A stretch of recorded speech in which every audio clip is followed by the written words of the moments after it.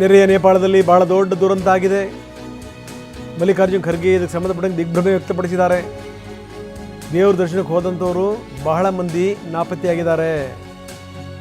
ಅವ್ರನ್ನ ಹುಡುಕುವಂಥ ಪ್ರಯತ್ನ ಆಗಬೇಕು ಅಂತಾರೆ ಮಲ್ಲಿಕಾರ್ಜುನ್ ಖರ್ಗೆ. ನೇಪಾಳದಲ್ಲಿ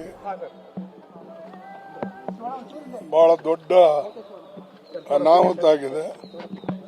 ಅದರಲ್ಲಿ ವಿಶೇಷವಾಗಿ ನಮ್ಮ ಭಾರತೀಯ ನಾಗರಿಕರು ಅದರಲ್ಲಿ ಸತ್ತಿದ್ದಾರೆ ಮತ್ತು ಅನೇಕ ಜನ ಏನು ದೇವರ ದರ್ಶನಕ್ಕಾಗಿ ಅಥವಾ ಟೂರಿಸ್ಟ್ ಅಂತ ಕೆಲವು ಜನ ಹೋಗಿ ನೂರಾರು ಜನ ತನ್ನ ಪ್ರಾಣ ಕಳ್ಕೊಂಡಿದ್ದಾರೆ. ಅದಕ್ಕೆ ನಮಗೆಲ್ಲರಿಗೂ ಕೂಡ ಬಹಳ ದುಃಖ ಆಗಿದೆ ಮತ್ತು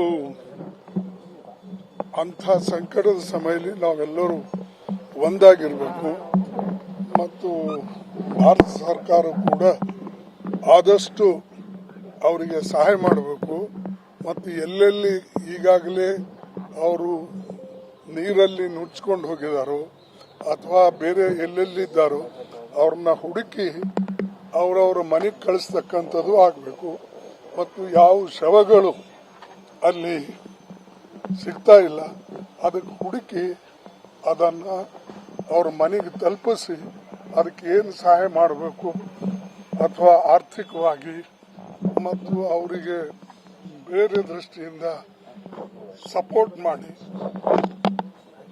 ಸಹಾಯ ಮಾಡಬೇಕು ಅಂತ ಕೇಳ್ಕೊತೀನಿ ಮತ್ತು